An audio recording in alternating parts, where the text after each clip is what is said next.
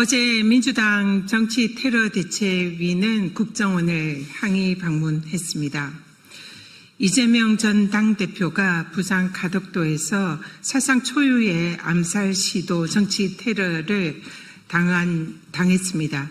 그 당시에 그 사건의 범인이 단독범인지 아니면 공범이 있는지 배후가 있는지 그리고 전대미문의 차기 유력 대권주자인 이재명 당시 당대표에 대한 암살 시도 테러는 명백한 정치 테러다. 저희들은 이렇게 규정을 했고 당시 국정원에 대해서 이 사안에 대해서 테러로 규정해 줄 것을 요청했습니다. 이 테러라는 이 징후는 그때 당시에 매우 많았습니다.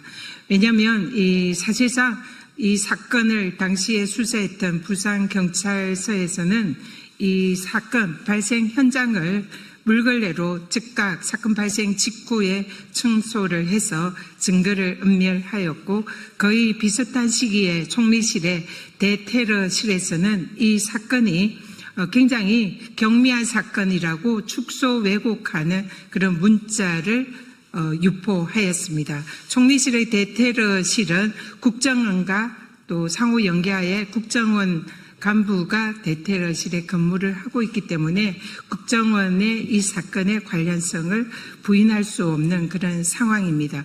그 외에도 정부 차원에서 이 사건을 사실상 축소 은폐하려는 그런 여러 가지 정황이 있었고 언론에서도 그런 총리실의 대테러 문자 발송 이후에 이 사건이 단순한 개인에 의한 습격, 피격 사건으로 격화하였습니다. 그리고 당시에 경찰과 검찰에서 수사를 할 때도 이 사건을 단순한 습격 사건, 피격 사건으로 격화했고 테러 방지법을 적용하지 않았습니다. 이에 저희들은 이 사건이 전대미문의 이 당대표 암살 시도 테러였음에도 불구하고 단순한 단독범에 의한 그런 습격 사건으로 격화된 것에 대해서는 국정원이 초기에 이 사건을 테러 행위로 지정하지 않고 사실상 직무유기를 한 점이 매우 중요한 요인이다 이렇게 생각을 합니다. 그래서 이에 저희 테러 대책위에서는 어제 국정원을 항의 방문하여서 이 사건에 대해서 전면적인 국정원의 사안에 대한 내부 감찰 내지 조사를 해줄 것을 촉구를 하였고 테러 행위로 지정을 해줄 것을 요청하였습니다. 무엇보다도 최근에 또 국정원의 김상민 법률특보가 이 사안에 대해서 단순 경미한 피습 사건이다라고 축소 격화하는 국정원 보고서를 또 국정원 차원에서 지난 내란 사건 전에 발표를 한 바 있습니다. 그래서 전반적으로 이 이재명 전 당대표 테러 사건에 대해서 축소 왜곡하는 데에 그 시발점은 국정원에 있다 이렇게 보고 그에 대한 국정원의 대국민 사과와 다시 한번 테러 지정해 줄 것을 요청하고 또한 거기에 대해서 내부 감찰을 해주고 또 이 사건에 대해서 테러로서 한 번 더 조사를 해줄 것을 촉구를 했습니다. 그에 대한 내용을 우리 국민 여러분들께 보고하는 기자회견을 갖게 된 것입니다. 네.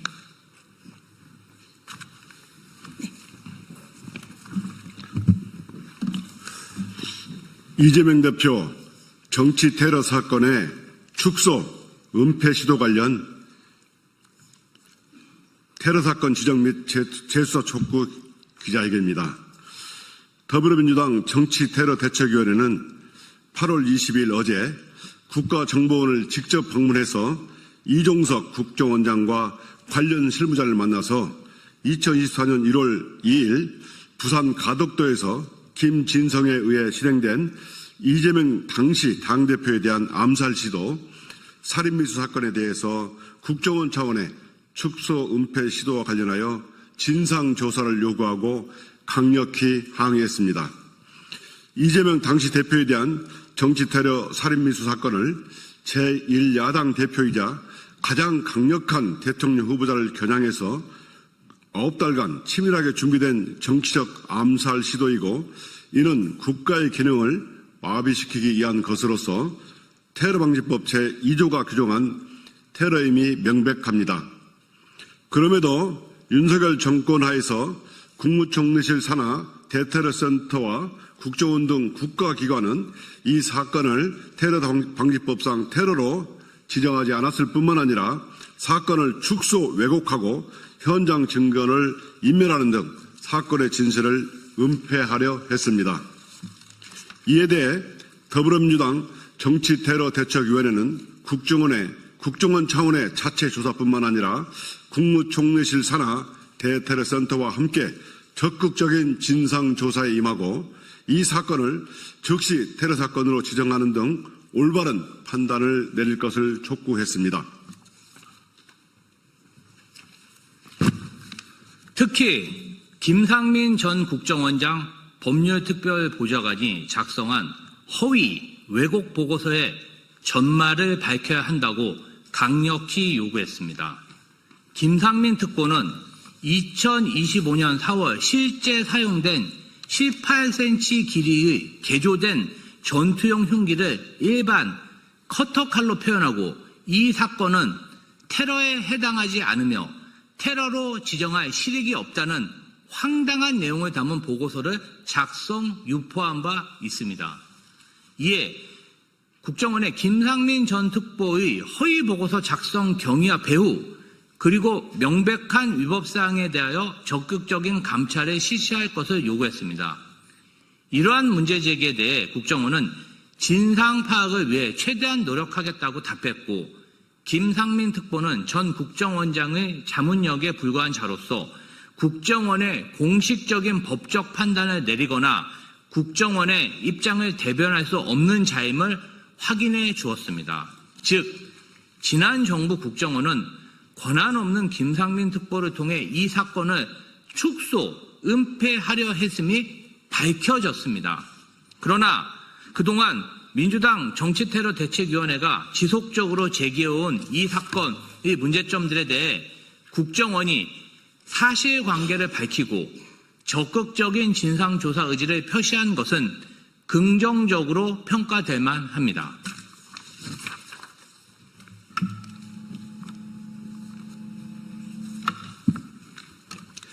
그럼에도 불구하고 이재명 대표 테러 사건을 둘러싼 각종 의혹과 논란들은 여전히 해소되지 않고 있습니다.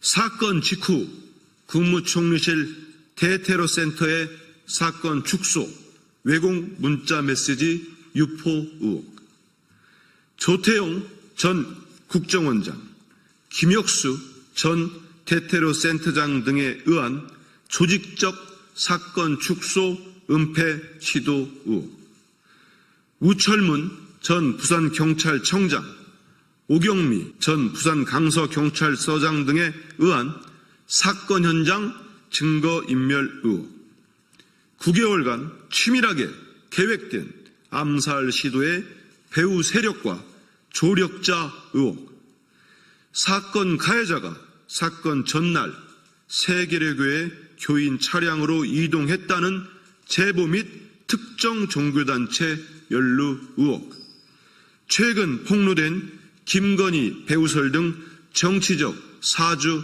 의혹, 국민권익위원회가 당시 제1야당 대표의 응급 헬기 이송을 부당한 특혜로 문제 삼으려 했던 헬기 이송 과정 조사 논란 등입니다.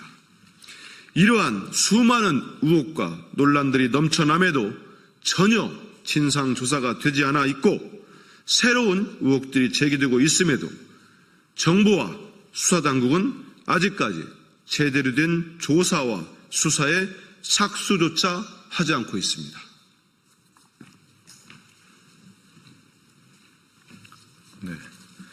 따라서 이러한 수많은 의혹들을 해소하고 진상을 규명하기 위해 이재명 전 대표에 대한 암살 시도, 살인미수 사건을 테러로 지정하고 관련 의혹에 관한 전면적인 재수사가 필요합니다.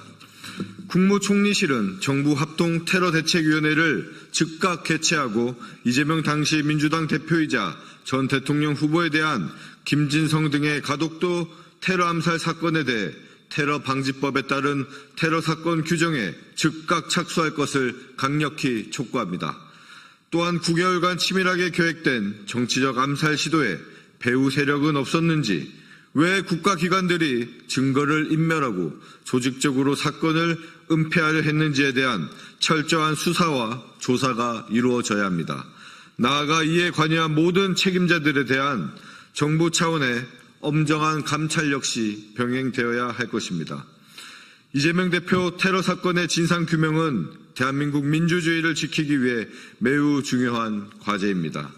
제1야당 대표에 대한 암살 시도가 테러가 아니라면 도대체 무엇이 테러입니까? 더불어민주당 정치테러대책위원회는 국정원이 어제 약속한 대로 철저한 진상조사를 실시하는지 면밀히 주시하고 적극 대응할 것입니다. 이재명 대표 테러 사건은 대한민국 민주주의를 정면으로 위협한 정치 테러이자 내란의 서막이었습니다.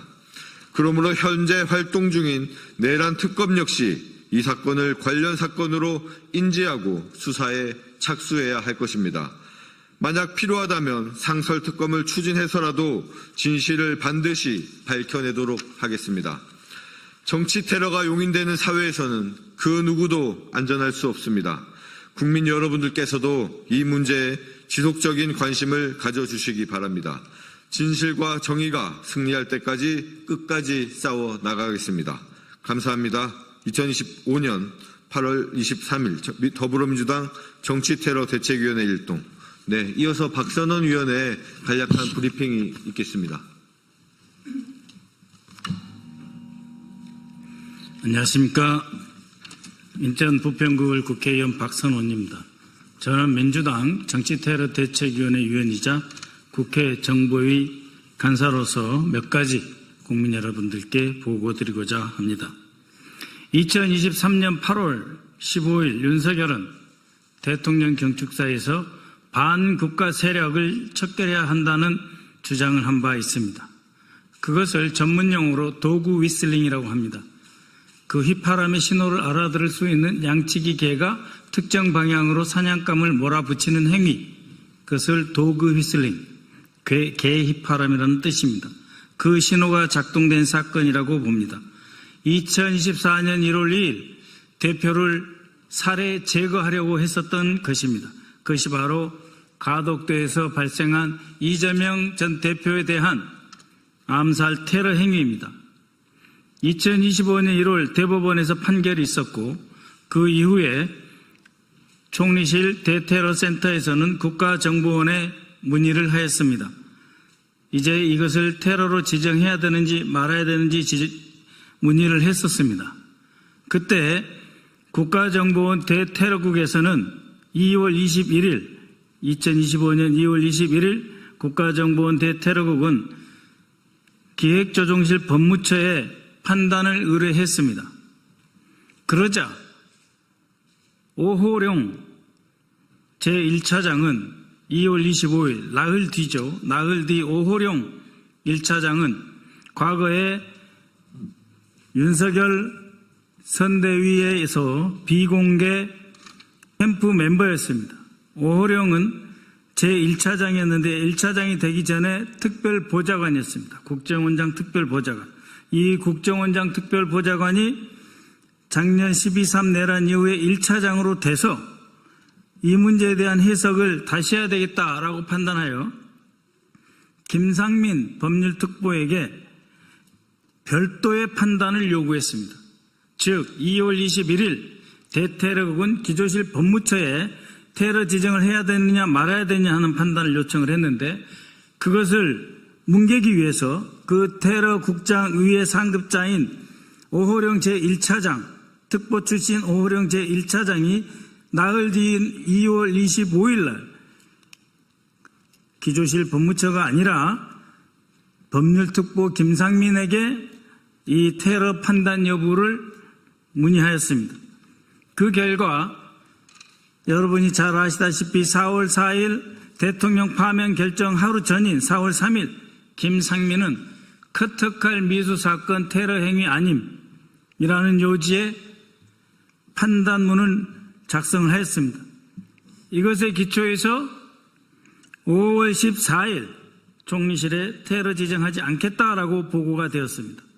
그런데 아까 말씀드린 2월 21일 대테러국이 기조실 법무처에 문의했을 때 그 결과는 어떻게 나오냐 하면은 기조실 법무처에서는 대법원 판결문에서 검찰이 원래 기소를 할 때 테러 방지법과 테러를 인용 안 했을 뿐이지 정치적 목적의 적개심을 가지고 야당 정치인에게 살인을 행한 행위도 중범이다라고 결론을 내렸습니다. 바로 그렇기 때문에 국가정보원 기조실 법무처는 이것을 테러로 지정해도 무방하다, 테러로 지정해도 된다, 가능성을 배제하지 않는다라고 하는 판단을 내렸습니다. 그럼에도 불구하고 국가정보원은 4월 3일 김상민의 판단 결과, 즉 커터칼 미수 사건으로 테러로 볼 필요가 없다라고 하는 결론을 바로 대선 캠페인이 시작된 5월 14일 총리실 대테러센터에 보고하게 함으로써 5월 14일부터 있었던 대통령 선거 기간 내내 이재명 대통령 후보를 이제는 테러 위협의 대상으로, 저격의 대상으로 다시 올려놓게 된 위험에 빠뜨렸습니다. 그런데 테러 관련 전담기관들이 공유하고 있는 명단이 있습니다. 당연히 국정원에도 그 명단이 있고 경찰청에도 있고 대테러센터에도 있을 것입니다. 그 명단에는 요인 보호 대상자, 즉 대테러 활동을 하는 정보기관, 수사기관 등에서 보호해야 될 요인, 중요 인물이 있습니다. 그 인물의 야당 대표는 7부 요인으로서, 그리고 국회의원도 모두 이 테러로부터 지켜야 할 요인으로 포함되어 있습니다. 거꾸로 말하면 이미 처음부터 국회의원이었던 이재명에 대한, 대표님에 대한 테러 행위는 처음부터 요인에 대한 암살 행위로서 테러다라고 하는 것입니다. 그럼에도 불구하고 국가정보원은 경찰청과 합세해서 처음부터 테러 방지법을 적용하지 않았을 뿐만 아니라 이후에 대법 판결이 났음에도 불구하고 이재명 대표에 대한 테러 지정을 회피하고 있으며 그 과정에서 최고위직인 오호룡 1차장, 김상민 법률특보가 관여되었고 당연히 당시 조태용 원장도 이 지시와 결정 과정에 포함되어 있으리라고 봅니다. 따라서 수사해야 되고 테러는 다시 지정돼야 합니다. 이상 보고드립니다.